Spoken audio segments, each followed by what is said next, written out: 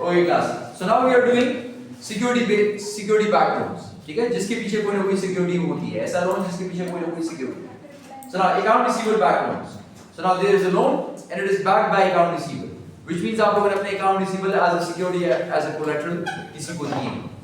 अब जब आप अपना अकाउंट रिसीवेबल किसी को एज अ सिक्योरिटी दे दें, ठीक है, या as a collateral, so what will happen? First, you need to understand that this is one of the most liquid assets. The most liquid is cash, account receivable, cash and cash equivalents. उसके बाद inventory, bonds, उसके बाद bonds, marketable securities, ठीक है, उसके बाद account receivable, सही है? Okay. So account receivable. So one of the most liquid assets, asset accounts, loans by commercial banks or finance companies, and the banks would offer at lower interest rate. So when you get a loan using your account receivable, you will get a loan by commercial banks or any finance company, and they will offer a lower interest rate. What they will look at? वो लोग क्या देखेंगे? आपके account receivable में वो लोग क्या देखेंगे? आपके account receivable 4 lakh, but you will have different customers, ना? You will have different customers, different debtors. तो वो लोग देखेंगे, they will try and find out the quality of the account receivable. We call it as the quality of the account receivable. Quality का क्या मतलब है? Quality कैसे, आप किसी कस्टमर को देखते हैं उसकी क्वालिटी क्या है? So the quality actually means that how old और how new is the account receivable. If the account receivable is new, 1 महीना हुआ उसने पैसे दिए, ठीक है, सो द चांसेस आर कि the person will pay in a few days time, because normally the credit terms would say कि 30 days to 10 net 30 इस तरह का होता है या 40 होता है। पॉज करते हैं। So we were saying that it depends on the quality of the account receivable. Quality of the account receivable ये है कि वो कितना अच्छा है, ठीक है? तो account receivable अच्छा क्या है? Account receivable आपका काम है उसको रिसीव करना। So if it's a good account receivable, it means it will be paid back. वो आपको पैसे वापस देगा। कौन पैसे वापस देता है? वो पैसे वापस देता है जिसका टाइम कम होता है। जिसका टाइम ज्यादा हो जाता है वो पैसे वापस नहीं देगा। या we say there are less chances that the account receivable will be realized. वो realize नहीं होगा, उसके पैसे नहीं मिलेगा, वो it will be converted into bad debt, ठीक है? वो expense हो जाएगा, से हो जाएगा। So the quality, not all individual accounts have to be accepted. Once again, if the bank is looking at the quality of account receivable, तो वो सारा accept नहीं करेगा। हो सकता है कुछ अच्छा ना लगे उसको reject कर देगा। वो reject करेगा on the basis of aging, या might be on the basis of profession as well.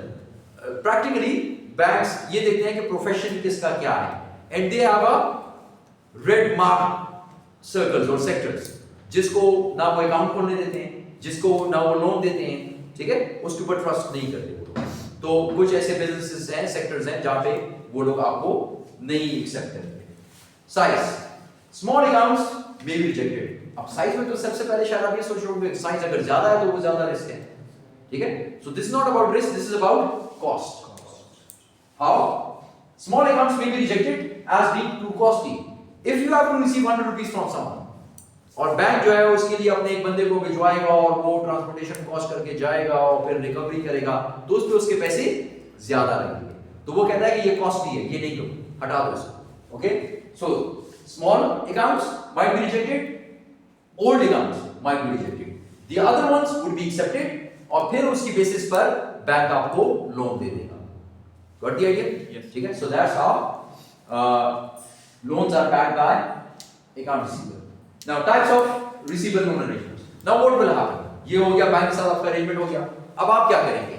आप दो काम कर सकते हैं। Either you go for a non-notification or go for a notification. Now what will happen in non-notification? In non-notification you will not notify your customers. जो आपके debtors हैं, जो account receiver है उनको बताएंगे नहीं आप, तो क्या होगा? Firm customers are not notified that their accounts have been pledged to the lender. आप उन्हें नहीं बता देंगे उनके अकाउंट जो है वो मैंने गिरवी रखवा दिए हैं with the bank. So what will happen? The firm forward all the payments from pledged accounts to the lender. जो भी पैसे वहां से आएंगे अकाउंट रिसीवेबल से वो उठाकर आप बैंक में जमा कर दो, ठीक है? क्लियर हो गया? अब आगे चलें। अब अगर नोटिफिकेशन हो जाए तो फिर क्या होगा? Firm customers are notified that their accounts have been pledged to the lender. तो फिर क्या होगा? Remittances are made directly to the lending institution. तो फिर आप मुझे पैसे नहीं देंगे, आप डायरेक्टली बैंक को पैसे दे देंगे और बैंक एक एक अकाउंट रिसीवेबल को राइट ऑफ कर देगा, ठीक है, कट गया, रिसीव, ठीक है। सो this is in case of notification, this is in case of non notification. Clear दोनों? ओके। इन्वेंटरी बैकलोड्स, इन्वेंटरी बैकलोड्स में क्या होता है? इन्वेंटरी बैकलोड्स में you have inventory as your security or DL, ठीक है, आपका as a security या collateral जो है वो inventory है, आपने inventory अपनी pledge कर दी। Relatively liquid asset accounts, once again inventories are also liquid, can be converted easily into cash। Loan evaluations किस basis पर होती है? क्या आपकी inventory के अंदर क्या खास बात है कि वो उसकी basis पर आपका लोन ज्यादा कर दे या उसकी value को ज्यादा कर दे? Marketability, if your inventory can be sold in the market, easily sold in the market। अगर आपकी इन्वेंटरी में है कोई ऐसी चीज जो मार्केट में नहीं बिक सकती, ठीक, हमने लास्ट टाइम वो एग्जांपल लिया था, कहीं दूर जगहों पर कोई आपका लैंड है या आपके पास कोई आईफोन का फोन का बहुत बड़ा पुराना मॉडल है, आप मोबाइल फोन की आपकी कंपनी है, you are seeking a loan and when you go to the bank you say कि ठीक है ये सारी मेरी इन्वेंटरी है, मोबाइल फोन्स है, इसको आप रख लें एज अ प्लेज। खुद तो नहीं रखता लेकिन मतलब उसका राइट हो जाएगा। तो वो क्या करेगा, वो कहेगा अच्छा इसके अंदर ये वाला फोन बहुत पुराना है, ये नहीं बिकता, या ये वाला फोन आउट ऑफ मॉडल है, आउट ऑफ मार्केट है, ये नहीं बिकेगा। So there should be marketability. जितनी मार्केटेबिलिटी कम है उतना उसको वो वैल्यू कम करेगा। आपके पास हो सकता है कि आपके अकाउंट्स में लिखा हो कि this phone is worth 10,000 rupees, लेकिन वो कहेगा नहीं इसकी तो मार्केट ही नहीं है, ये तो बिक ही नहीं सकता, so I will value it at let's say 7,000, 6,000, 5,000, even lower than that, और माइट इवन रिजेक्ट इट कि नहीं ये इन्वेंटरी मैं लेता ही नहीं। Perishability, if your inventory is perishable, so once again loan evaluation would be low, ठीक है।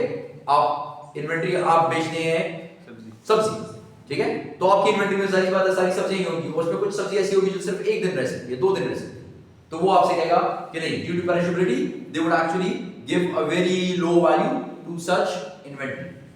Price stability, हमने शेयर्स की बात की थी कि shares prices are very volatile, changing, हर वक्त चेंज होते रहते हैं। तो अगर ऐसी आपने कोई चीज एज इन्वेंटरी दी है जिसकी प्राइस, हाँ स्टॉक्स हो गए, लेकिन नॉर्मली स्टॉक्स इन्वेंटरी में तो आपके पास नहीं होते, आपकी इन्वेस्टमेंट्स होती हैं, लेकिन अगर कोई ऐसी चीज है जिसकी प्राइस स्टेबिलिटी नहीं है, गोल्ड रिसेंटली तो ऊपर ही जा रहा है,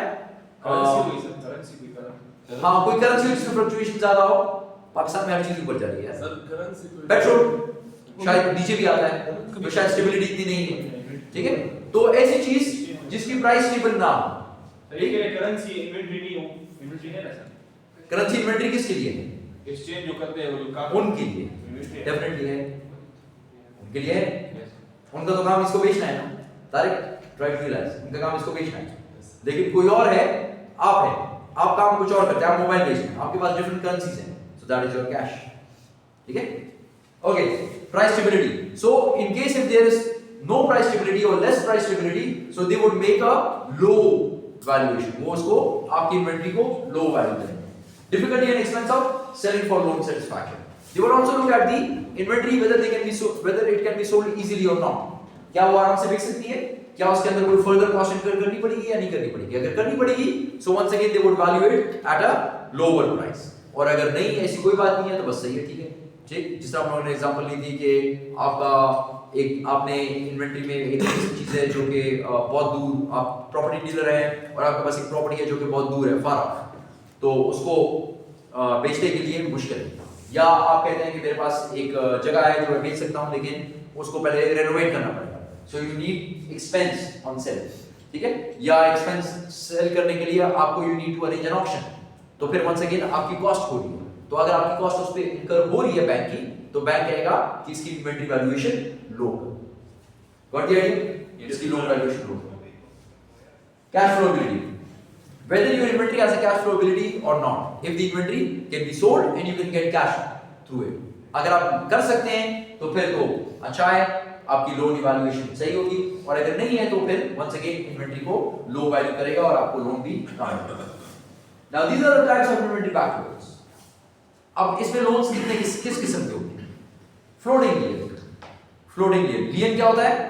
व्हाट इज लियन? चार्ज, ठीक है, so it is a charge और फ्लोटिंग लियन है। फ्लोटिंग कौन सी चीज होती है?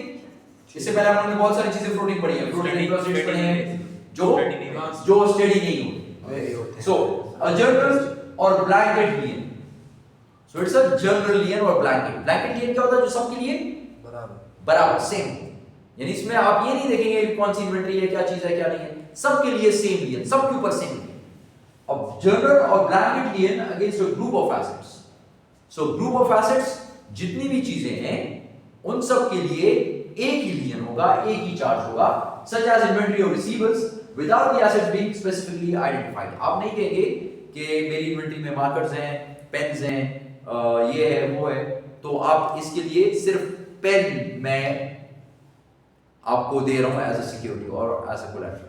ये जर्नल है, सबके ऊपर है, जितनी भी आपकी ग्रुप ऑफ एसेट्स है सबके ऊपर उसका चार्ज आ रहा है।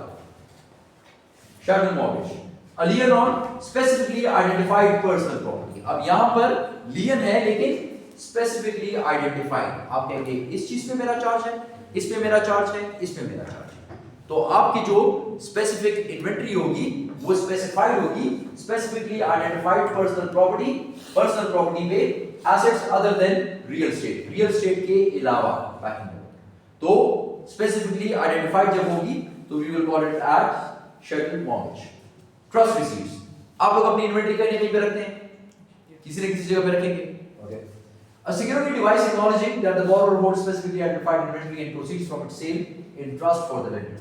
अब अगर आपने वो इन्वेंट्री उसकी रसीद की ये चीजें हैं, a security device acknowledging that the borrower holds specifically identified inventory, ये वाली चीजें इन्वेंट्री में है, और इस जब ये इन्वेंट्री बिकेगी तो इससे जो पैसे आएंगे वो सारे के सारे चले जाएंगे आपके लेंडर के पास।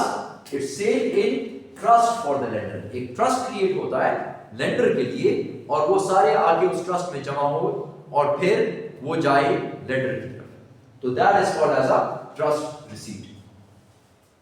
जब आपकी स्पेसिफिकली आइडेंटिफाइड इन्वेंट्री हो और वो उसकी सेल से जो पैसे आए वो सारे एक ट्रस्ट में जमा हो और वो ट्रस्ट जो है लेंडर को वो सारे पैसे प्रोवाइड करते हैं। So this is called as trust receipt. कैसे? आप तो इन्वेंट्री बेचेंगे ना, वो इन्वेंट्री आपसे लेके तो नहीं जा सकते ना।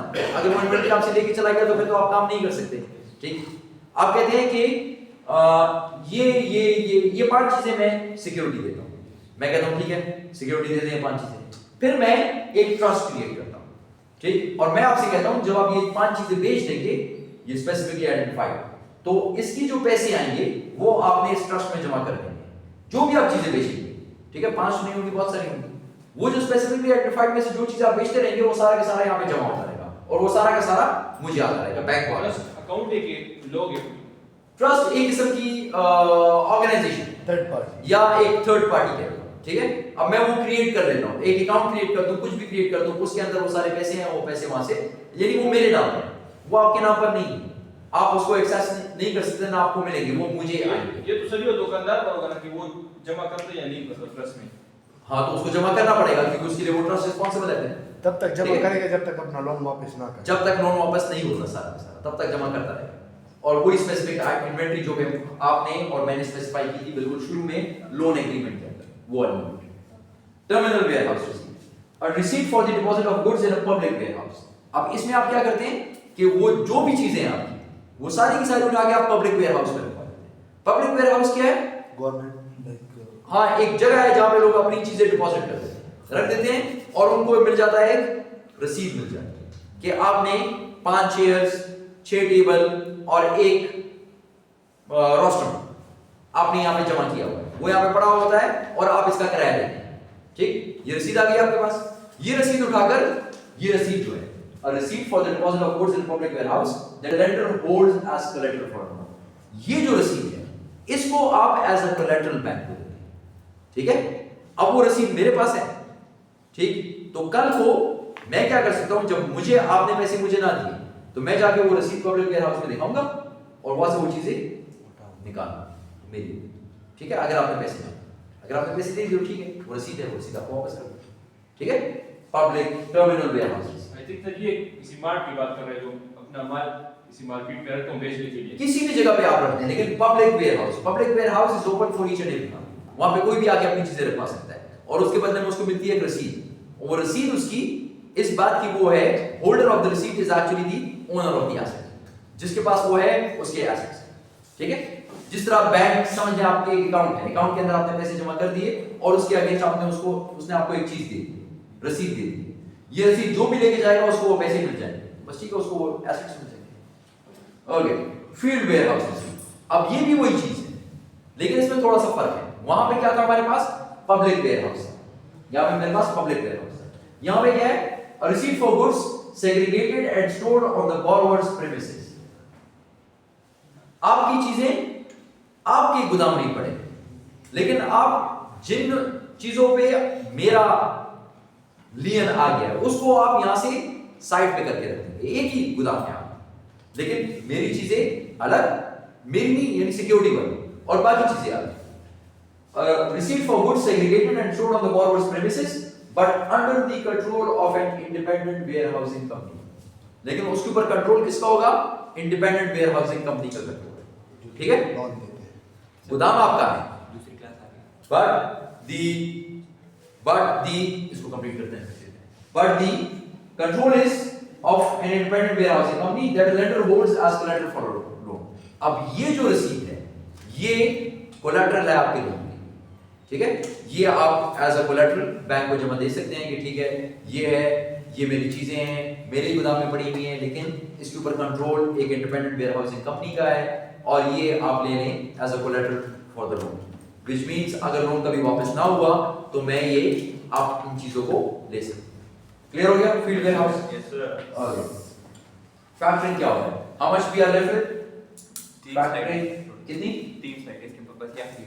Okay, so let's move quickly, ठीक है, ये जल्दी से खत्म करते हैं, then I will come the class. Okay, factoring क्या होता है, फैक्टरिंग अकाउंट रिसीवेबल का होता है। फैक्टरिंग आप लोगों ने पहले शायद नो सर, अकाउंटिंग में अकाउंटिंग में पढ़ा था, तो आप लोग क्या कहते हैं, आप लोग अपने अकाउंट रिसीवेबल को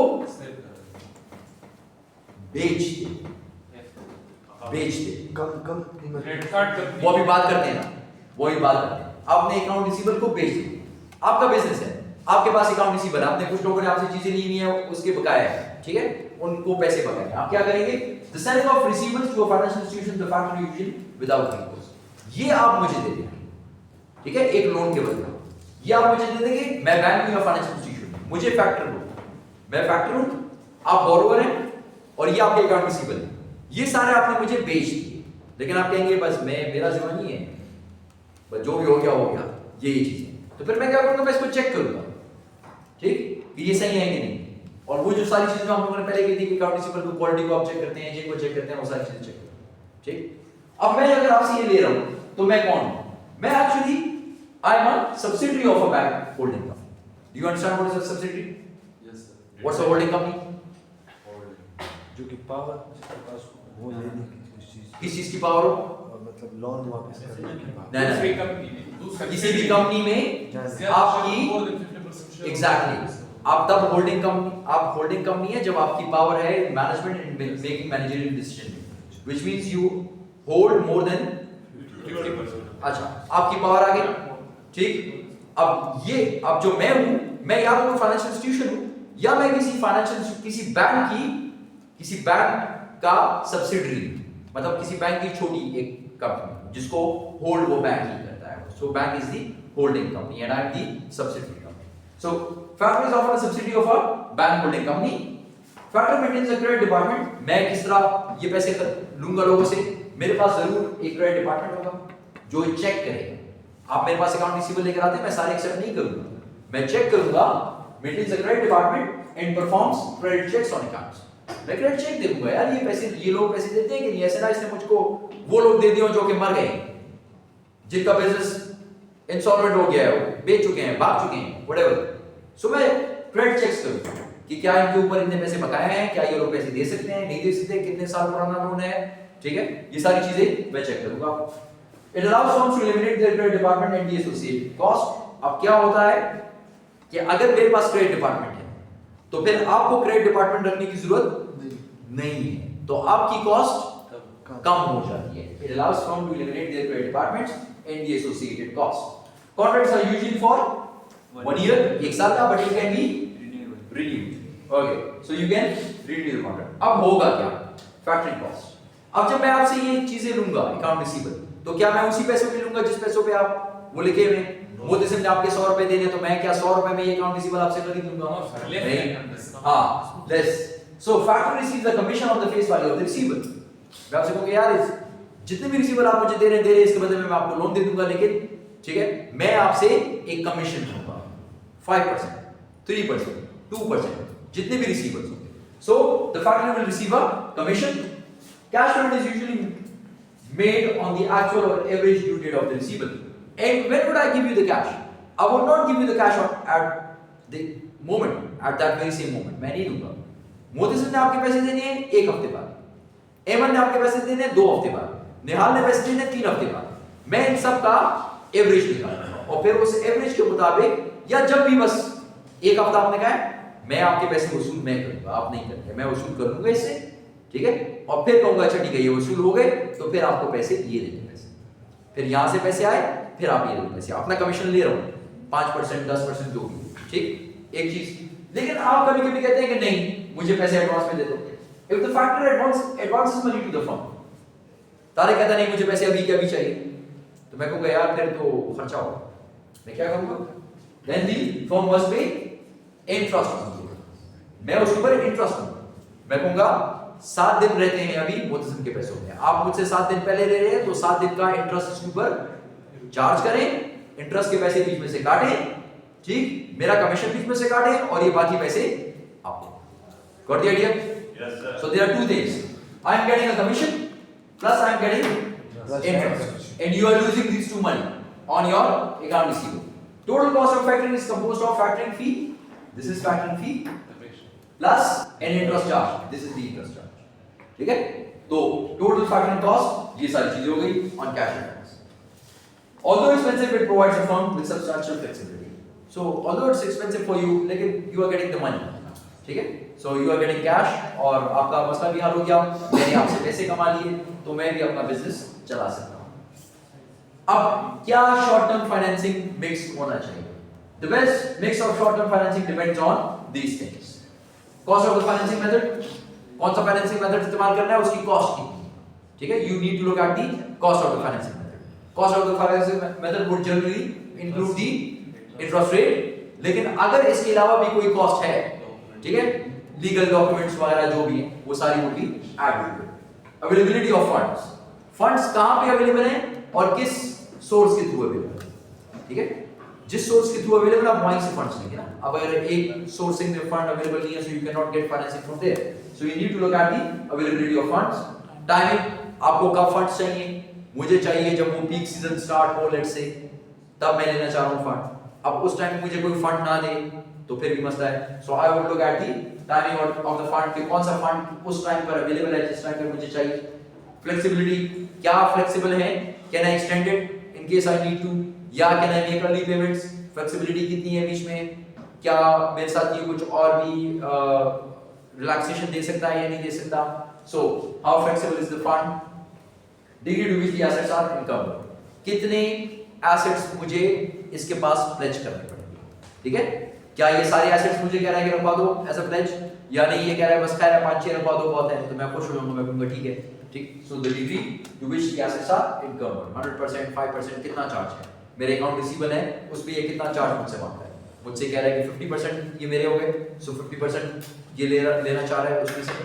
क्या ये कह रहा है कि सारी की सारी इन्वेंटरी मैं इसको दे दूं, ठीक? सो this is what it depends on, and that's all from this chapter. Course खत्म?